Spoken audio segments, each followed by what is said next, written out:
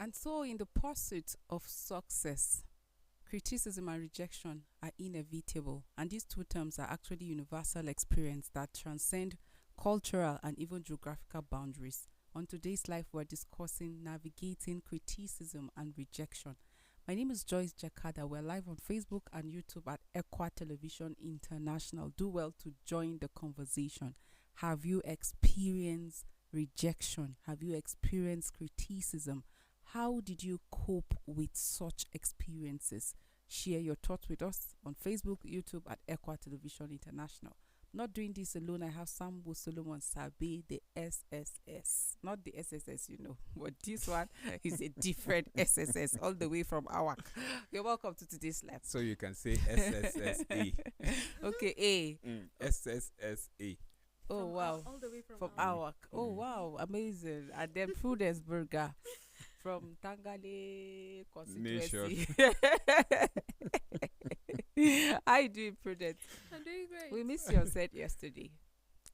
I did miss you too. I was watching you yesterday on set. I was like, I can You imagine the wish. feeling. I was watching you people. I was like, you people are repping me well.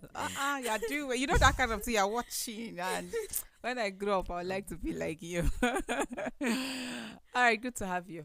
Welcome Yeah. back. It's a Thank pleasure. you. Let's talk about criticism and rejection. Like, looking at this topic, my mind kept going to my experiences with rejection and criticism. And the natural approach or response to it is anger. And I remember how I was very angry. The first experience, or one of the experience I remember, was applying for IT, industrial attachment, with an organization. And like with confidence, in fact, one of the staff there said, "Oh, you are studying this course, you can do industrial attachment at our office and all of that." And I said, "Oh, fine. Actually, it aligns with what I actually want to do in life, and so why not submit your IT application there?" I said, "Fine." And I, with every confidence, I submitted it, and the IT was just a week to the day that I was supposed to start. And then I went back like on a Thursday. I'm supposed to start the IT on a Monday. So I went on Thursday to get the approval letter so that I can submit it at my department in the school. So when I went there, and the woman was like, "Oh, wow, how are you? You're Joyce Jakada." "Yes, ma." Are you related to so person?" I said, "Yes, she's my mother." We work together, so department." I said, "Okay." And she came up with an envelope. And I was like, "This man want to dash me money." And then behold, on the envelope, I saw the name of the department on it. And she gave me that, "Sorry, there's actually no space here." And I was looking at her in shock. And then, like, you bounced me with a letter. You rejected me with a letter. And I collected the letter and I stepped out of the gate. And I was just reminiscing. I just stood by the gate. And then a woman asked me, "What happened?" I said, "I applied for IT and they rejected." I mean, IT. I'm not asking for a job that you pay me at the end of the month, but I'm here to add up my knowledge, like the theoretical and knowledge that I've gained. I'm going to put it to bear, and I don't need salary. Just for 3 months I'll be here. And then I was rejected. And then this woman, to worsen the case, that's how they are. And I just got angry. And I stood and I called my mom. I said, see, this person even told me you worked with. And then this is, I said, "No, calm down. I said, "I'm not going anywhere. I will not go." And I stood there. I was still thinking. I said, "This thing is supposed to start on Monday. Where would I go and I'll be accepted on Thursday afternoon already? And then I'm supposed to start on Monday." Like, I was just, as I was standing and thinking of my life, I said, I got so angry. I turned, as I look at that organization, the pain that was in my mind. And then something just came to my mind. I said, "Why not try so please?" And I just standing at the gate and I just sent a text message. I said, "Thought to ask if you accept IT student." And the response was yes. And I just called my department And our supervisor now said, so where are you? And I said, this is where I am. But before I get to the school, I'm sure they will have closed. And he said, okay, just hold on. He went back to the office. He wrote another letter of request. And then he said, can we meet at school, please? I went, I met him, I collected it. But before I turned to that organization, it was already 5. So I now went back and I came on a Friday and I gave them. They said, oh, you can start on Monday. And that was it. So the first reaction was anger. The first reaction was resentment towards that organization that rejected me. And it just got me thinking. I just did not want to cry. I was maintaining composure and everything, but it really pained me. And I'm sure that that's actually the attitude a lot of us give when we are faced with rejection and criticism. But in most cases, I found that especially in my experiences, most of the rejection, like it was more like it was planned by God. Like if it didn't happen, then the breakthrough wouldn't have even happened. So I found out that it was later in life that I'm thanking God that it didn't work. Because if it had worked, then maybe the things, the open doors, like it wouldn't have happened. So God allowed that rejection so that, and like I had friends also that had the same stories of they just sack you because like you did something that was not bad, just because you did not dance to the tune of maybe your boss or something, and then you are sacked. And then sooner or later you see the person blossoming and all. But it will be interesting to hear your story. I don't know if you have faced criticism or rejection and it pained you like it did to me. Alright, so it's quite interesting how we always, like you said, the first reaction is anger or to express your displeasure. And sometimes it is quite, I don't know, you feel embarrassed, especially when you are criticized. Goodness, the feeling is it's like embarrassing, and you're like, can I find somewhere to hide my face or something? But honestly, you cannot just fully explain what happens at that moment. You have a whole bundle of emotions going on because, well, you're human, so it's expected.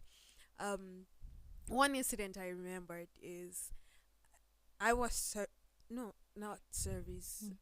I was doing my IT with an organization, and luckily for me, I was asked to present to do a voicing for a news story, a news report. So I was going to do a voicing as a correspondent, and I said fine.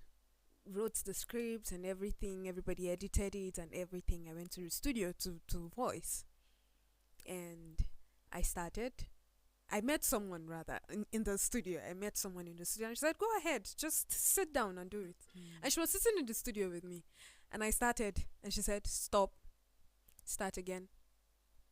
No, you're doing it absolutely wrong. Start again. Hold on, stop. This time around, say it with more confidence." At the end of the day, when I finished repeating that thing for something that I would have finished in like 5 minutes, she let me be in that studio for over 30 minutes. It was like almost an hour before I came out, and everybody's like, "What happened to you?" I said, "I met so person in the studio," and everybody's like, "Oh, we understand." So it was. But at that moment, I felt embarrassed. I was tired. I was exhausted. I just felt, if this is how the work is, do I have to continue? But over time, I came to understand that even up to today, I can still remember some of the things that she kept on telling me in that studio. Some of the things that she said you should put into your presentation. You should present in this way. You should do this in this way. And it has helped me a lot. But see, if I had just focused on the fact that I was embarrassed and I felt belittled at that moment, if I focused on that, I would not have built myself to a certain level. And another experience again, same organization. I went to meet someone who was like, "I love how you present. Can you aid me a little bit?" And he started out giving us A, B, C, D to Z. And he said, say it. Hmm. And my first reaction was like, excuse me, I know how to say A, B, C, D. Why do I have to start saying A, B, C, D all over again? And we wanted to react because it was myself and two others. We wanted to react and ask like a bunch of questions, but we held our tongue. And then after we finished reciting, then he said, you know why I said you should? Because a lot of times we pronounce them wrongly. And then he had a whole lot of lectures for us and all that. But at that moment, we had that moment of like, is this man really serious? So criticism and rejection are not easy things that you just absorb. They're quite hard. Rejection in itself is like a worse part of it, because I got familiar with criticism. So sometimes I even do something and I'm asking someone, what do you think is the feedback? What do you think I should have done better and all that? But you see, rejection is something that you can never absolutely get familiar with. That feeling will always be there. See, for instance, a guy meets a girl and says, oh, I like you, I would like to have something. And then the girl tells him outrightly no. That in itself. And I heard that it takes a lot of courage and what for them to come out. Is come. that true? I'm even wondering why is she Somebody making that point on our that kind behalf? that it takes them I've a been lot of told a courage number of to times. approach a lady and just to I think I'm in a express better themselves. position to explain that. explain that. You had that experience. After arranging your lines, then the girl just says no. You know, listening to all kind of love songs. Hey. You know, picking your points. You know, aligning them so that they will come like a poem. And then you drop them one after the other, and then she's looking at you. God help you, some of the lines she didn't even she happened to like maybe know them, heard it somewhere, and then you are just talking and she's just so, and someone will just tell you, is that all? Hey.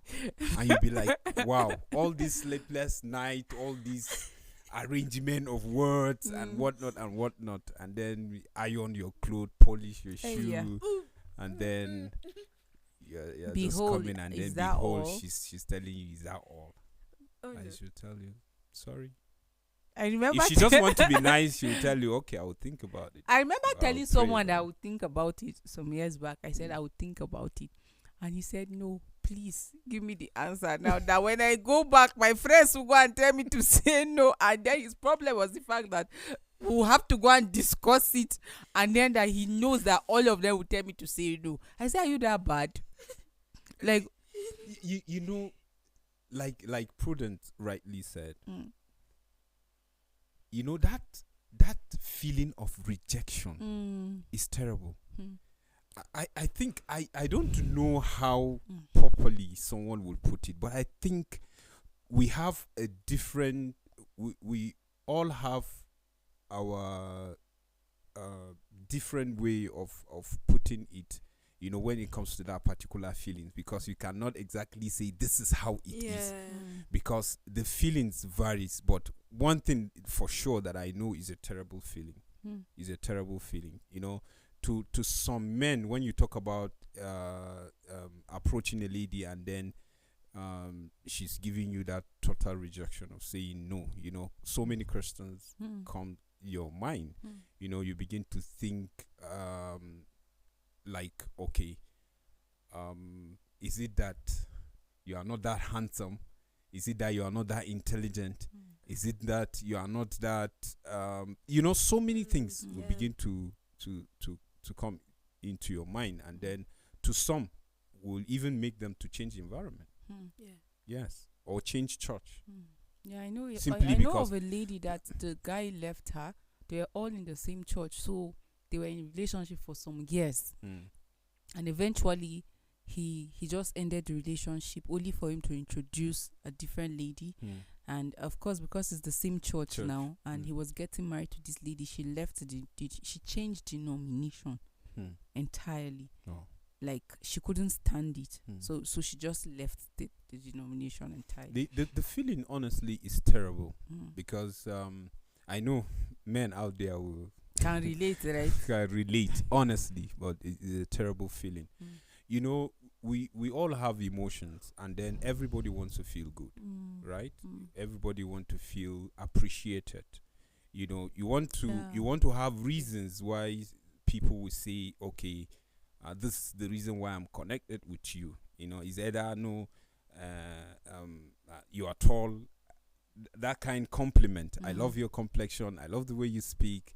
You know, I love the way you dress. You know, you're kind. You know, all of this, whatever. But when people begin to say things outside our expectation, that's when people see it as people being criticizing them. Mm. But criticism, positive one, is good. Mm. No matter how you will see it, Mm. is good because it's for your betterment. Mm. Yeah. If you have an open heart, and then you know exactly where you're going, because you need people around you. They say iron sharpens iron, right? You need people around you that will tell you, hey, guy, this thing, you are going the wrong way. And I know that we emphasized it on this set, the issue of network, the issue of cycle that we keep. And then if you don't keep the right cycle, some will just be around you just for what they will benefit. Some, they are around you simply because they feel you both will build each other. So you see that synergy in working together, trying to make yourself, all of you, better as you grow together. So you see that you are pushing each other to things that are good, things that are positive, so that you improve yourself. So people like that. And when they say friends, when people talk about friends, I ask them, when you say this person is my friend, when did you know him? How did the person become your friend? You know, because a true friend is a friend that will tell you that your mouth is smelling. Yeah, outrightly you tell you, bros, can you brush? You understand? But you still have some friends that will just come and tell Prudence and said, Solo's mouth is smelling. And you know one thing with that kind of unpleasant odor that comes from the mouth, you yourself, you will not know. You see the reason why I said you need people, because you need people that will tell you certain things the way they are, people that you believe in them.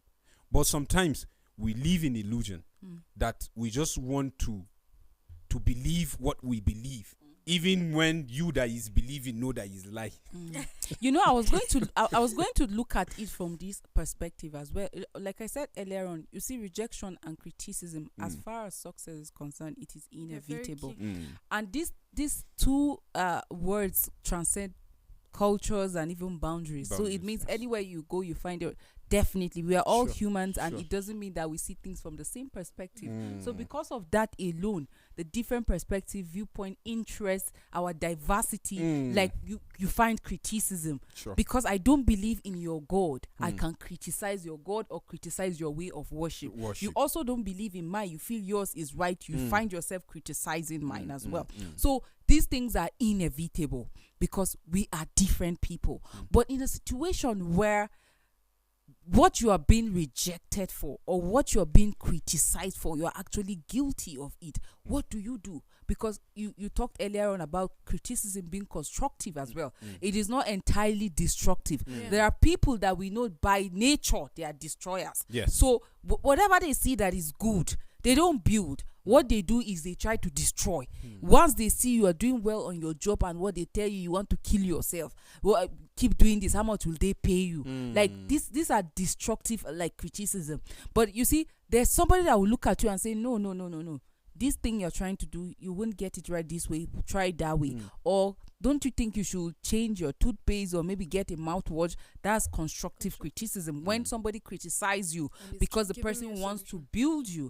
Recently, there are two social media influencers, or what, I don't know what they call themselves, that have been fighting each other, like ladies. what is the reason? Because somebody is saying, I don't believe what you are saying.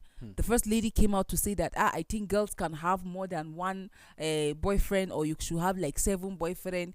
Do this with this one, do this, do this with. And the other person came out to say, no, that is not you being a voice of the girl child. That is you like trying to encourage ladies to be wayward and all of that. This is criticism playing out. This person is saying, oh, don't you believe in this? I don't believe it is right, because by way of doing this, you're going to encourage a lot of young girls to go into like lifestyles that are not good. Everybody has what is he or she is holding on to.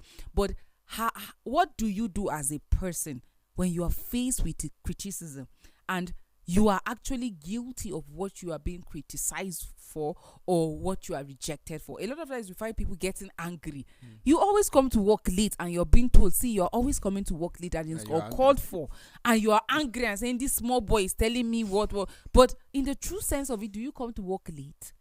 You know something. So what do you do if you're actually guilty? Sometimes you are rejected because you didn't pass the exams. You applied for a job, you went for the interview, you didn't pass, and that's why you are rejected. And then you're angry that these people are not there in their employment. They are being selective based on nepotic reason and all of that. Those people that were selected, are they qualified? You see, the thing is, there are always extremes to reactions to criticism and rejection. And one of the extremes, like you mentioned, is anger. And the other extreme is low self-esteem and what's the other one? Nonchalant. Like you could just be like, well, does it really matter? I'll try again in another place. Or that is if you decide to try again. Another person will be like, oh, there's no even need to try again since I've been rejected in like 3 places. So this is the thing, right? If you tell yourself the truth and you notice that the reason why I'm being rejected over this is because I have not gotten to the standard that they're looking for, and the better way to react to that in that kind of situation is to make yourself better. But for some people, they will tell you something like, this brain cannot understand anything again, so I think I'll just hold body with what I can get and look for something less.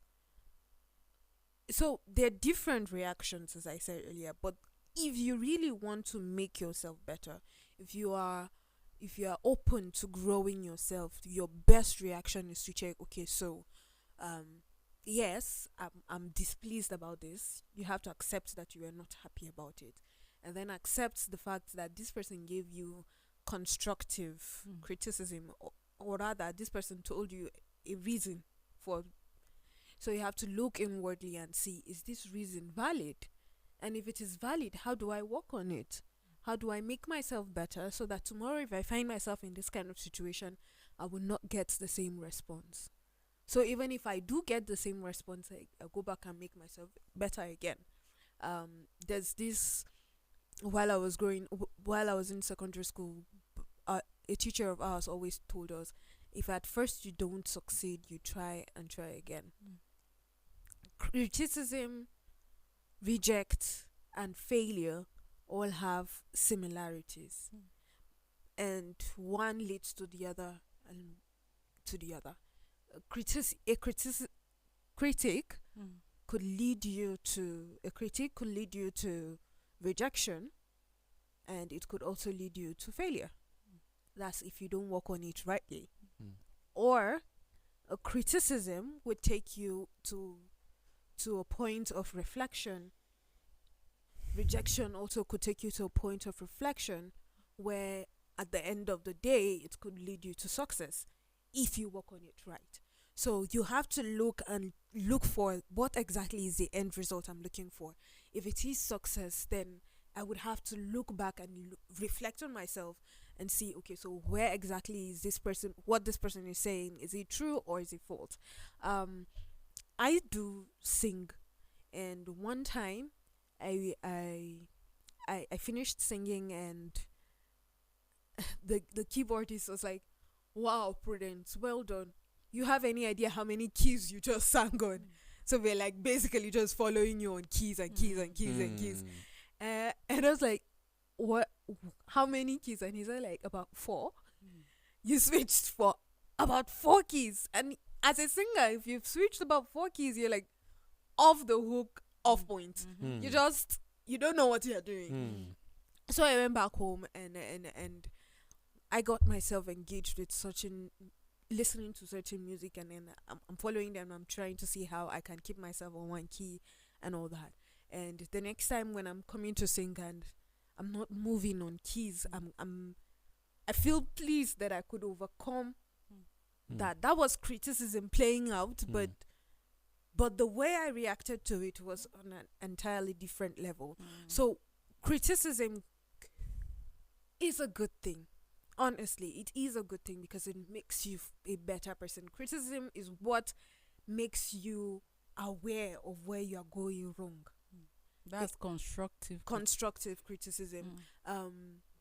Because I've seen people that committed suicide because of criticism. Destructive. Also, there's also the point where some people don't even know how to criticize. Yeah. I remember in secondary school too.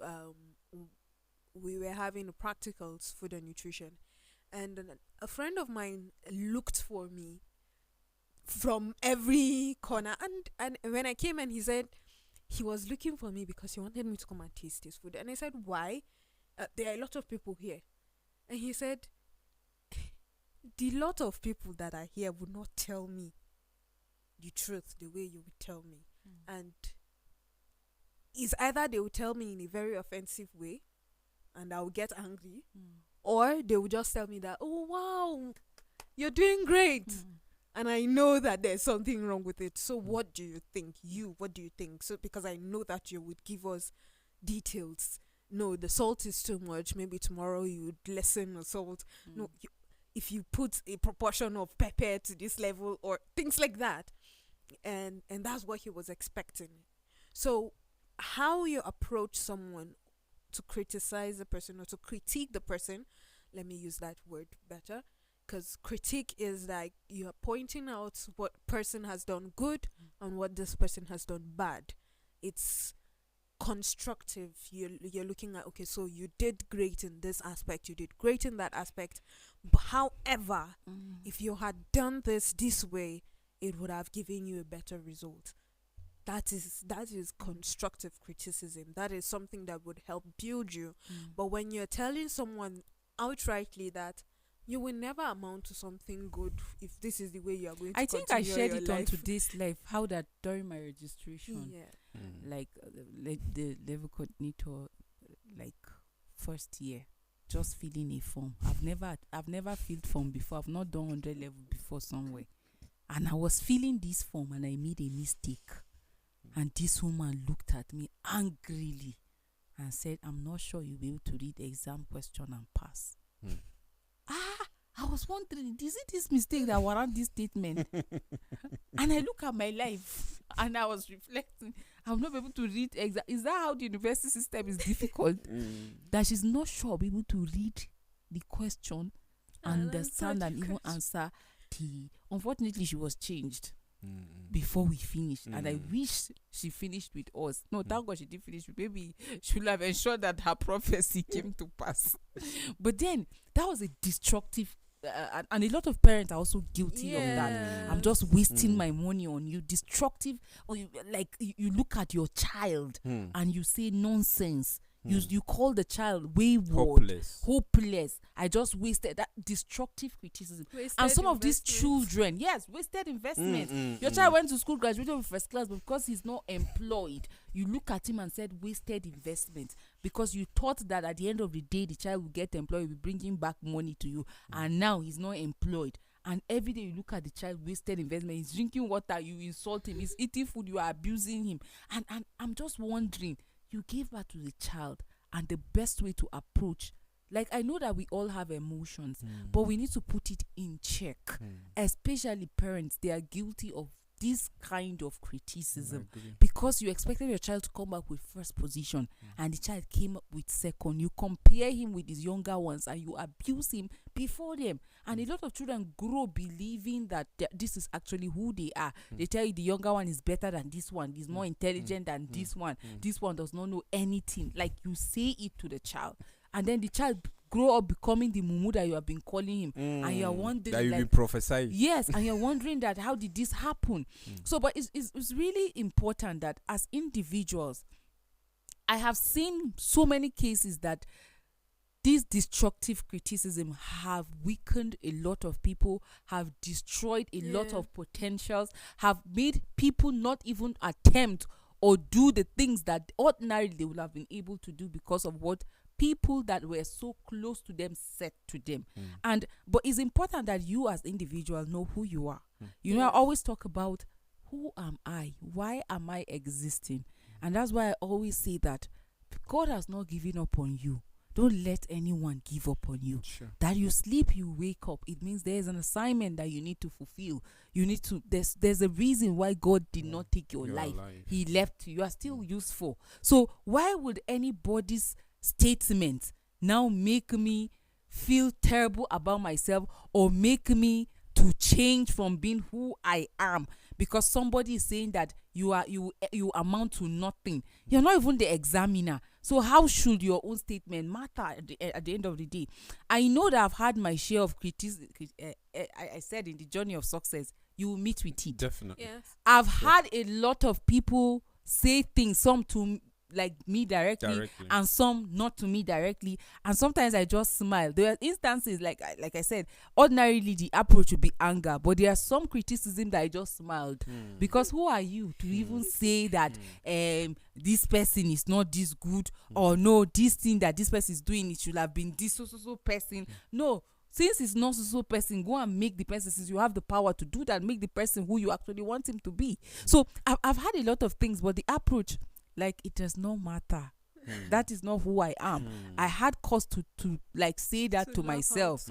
I've had cause to laugh about certain criticism, like somebody looking at me and saying this girl is a fool, or this person will amount to nothing. When God said his plan for my life is for good and not for evil. So if the criticism is constructive, or if the criticism is because you are doing something that is wrong, see it, reflect and check. Like, people are always criticizing that I'm lying. People are always saying I'm disrespectful. Am I actually disrespectful? If you are disrespectful, then the approach is that you change. Because 1, 2, 3, 4, 5, 6, 7, 10 persons are saying the same thing. You can't say they are just lying, that everybody's judging me. Like, I know a lady that will always emphasize that everybody's judging her. Everybody's judging her. Are you the only human being like that is existing? In your organization, you say you are being hated.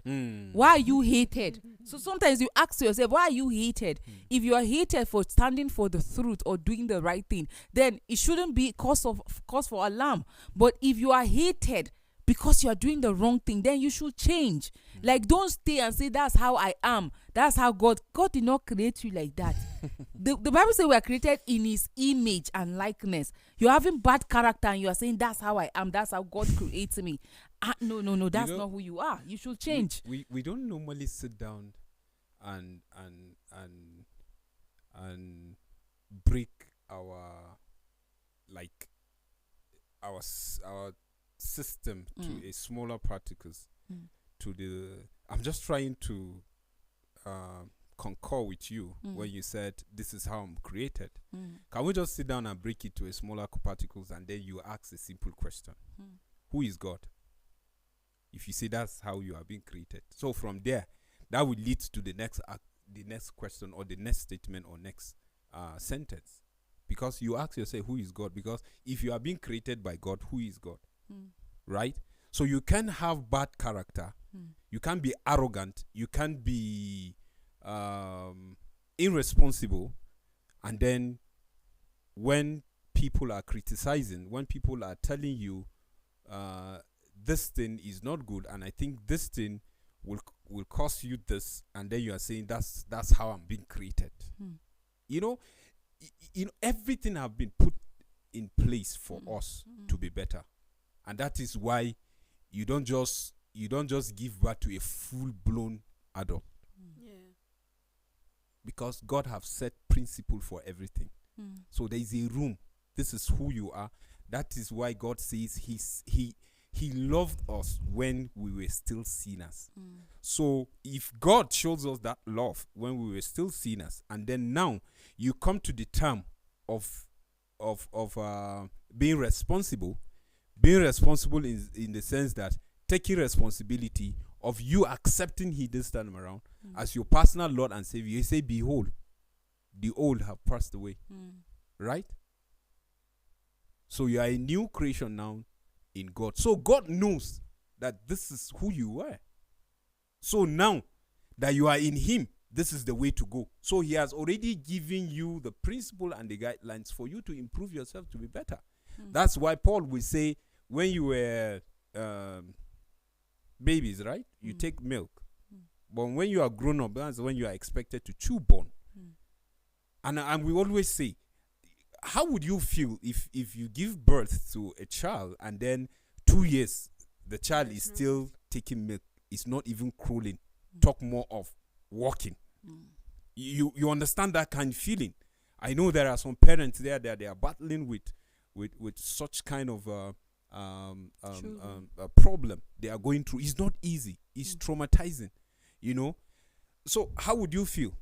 Or how would you feel when and you have a brother that's when it comes to physical development, there is deficiency, and then every time you look at that sibling of yours, how do you feel, you as a brother or a sister? So what am I trying to say? There's a room for improvement, and then you see the question you ask. It starts from the point of taking responsibility. From the point of taking responsibility. You have to take responsibility. If somebody is criticizing that this is who Sambo is, then I should sit down and reflect. Like she said, to a point of reflection. Okay, what are they saying? How can I improve? That's when I will start. Because when you take responsibility, that is when you will start looking for solution. If you don't take responsibility, that's when you start bringing excuses. So it starts from taking responsibility. When you take responsibility, you begin to think, okay, who should I align myself with that this person can help me and I will grow in this area and be better. So, number one, yes, you'll be criticized. But once you notice that what people are saying is for them to build you, to make you better, then accept it. Yes, it will not be easy because, like I said, we are being wired in such a way that man would always want to hear positive things about. Nobody about wants to stay where they are rejected. You understand? Everybody wants to stay where they are loved. You see, you have to just be deliberate about it and say, yes, this is painful. And then without pain, right, there is no gain. So you have to accept that all boils down to a point of responsibility. Without pain. So that pain that you are feeling because you are being criticized for doing wrong, and then the person is providing a solution for you, you take the pain and it be a propeller for you to move high. So you use that and propel yourself to getting better. That's the only way. That's the only way. You have to take responsibility. But you see, you talk about issue of parent. When you are out there and then somebody is telling you something, like you said, and then you hear people say, people at the point of acceptance, that is, they have accepted who they told them they were. Imagine your father and your mother always telling you that you amount to anything. And then you leave the family cycle and you are out. A youth fellowship. Yes, because we are coming from a different family and you are there. And then somebody in the youth fellowship is trying to tell you something that already you have been hearing from your biological parent.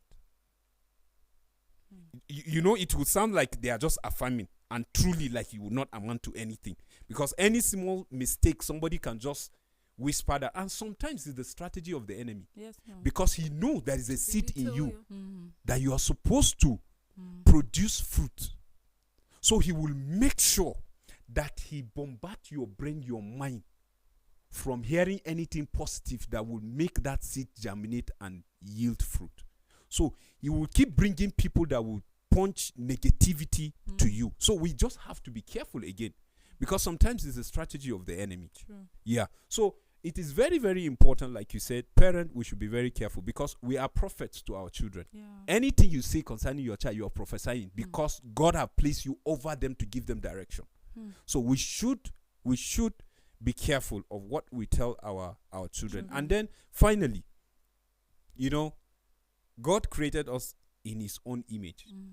And then if you look at the life of Jesus Christ, he has been criticized left, right, center. But the thing is that if you are doing good, just be focused, keep doing good. Yeah. Don't allow anything to deter you from doing good, because sometimes more criticism will come when you are doing the right thing, Yeah. because Yeah. the devil want to take you off track. So we should be careful, because if you All right, in this context, now that you're doing the right thing and then you're faced with criticism and rejection, quickly, Prudence, because our time is actually fast spent. What do you do? How do you navigate it as a young man, a young woman, whoever it is? You're doing the right thing and you're constantly being criticized and rejected. So quickly, before I attempt to answer that question, one thing that we all need to understand is, especially when it has to do with rejection, is that what you're bringing to the table, not everybody is pleased about it, and not everybody would want it. So you have to keep that at the back of your mind when you're doing things. Not everybody would want what you're bringing to the table, but you need to have confidence in what you're bringing to the table. You need to be persistent about what you're bringing to the table. So back be to the question. Be consistent. And back to the question that you asked, you know that you are convinced that what you're doing is right, then be consistent about it. It doesn't even really matter what people say at the end of the day, if what you're doing is actually right. See, for instance, the story of Jesus. Jesus knew where he was heading to. He knew, he had his focus clearly stated out, and he, regardless of what the people were saying, it didn't shake him to think that, oh, maybe I should just, for once, let me just do what will please these people. Yeah. He did not wish to compromise. Rather, he decided that I have a higher figure that I'm looking up to, and that is God. And this is what would please God, and I know that the track that I'm going through is right. And that is why he could say something like this to his disciples, "Get thee behind me, Satan." He looked at his disciple, and tomorrow he still said to that same disciple, "On this rock I would build my church." But the point is that at that moment, what the disciple was doing was a distraction to him, and that was not what he needed at that moment. It was a form of rejection, because he was saying, "Oh no, we would stand, and but what I'm bringing to you is not that. What I'm bringing to you is I'm going to suffer the pain on your behalf." And so, because he knew his focus, he did not deter. I know of someone who was getting married to a pastor. Oh, that was her choice, and then everybody was like, "See, rich man is following you, and you are deciding to go with pastor. You would die in poverty." And she said, she told herself that she's not going to listen to nobody. She is convinced that this pastor is the person she's supposed to marry.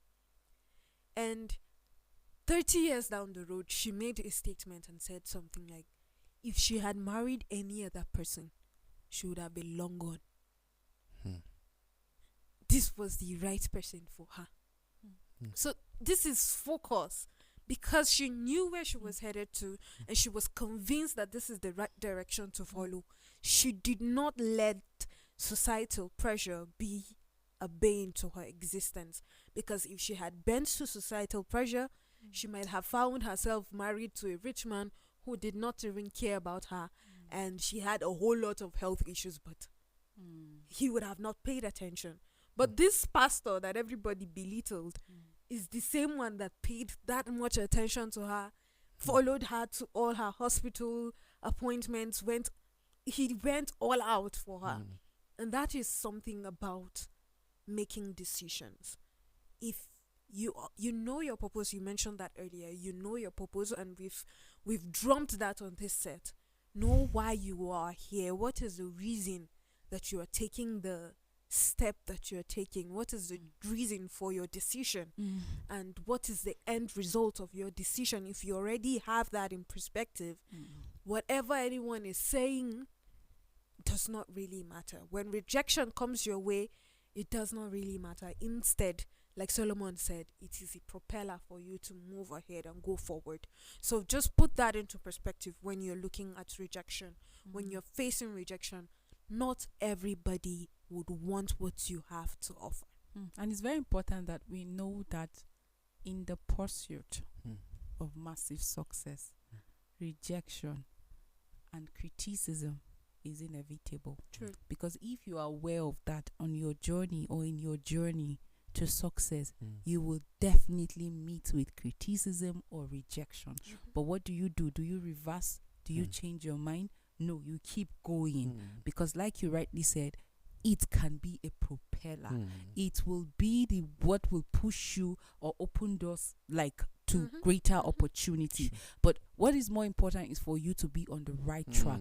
In fact, I've had someone lament on how that people kept attaching him to a particular act, and this person was lamenting the things that people say about me. They say I did this, and like the story was quite enormous. Like it was plenty, and I was wondering to myself, you're not the only one in this environment.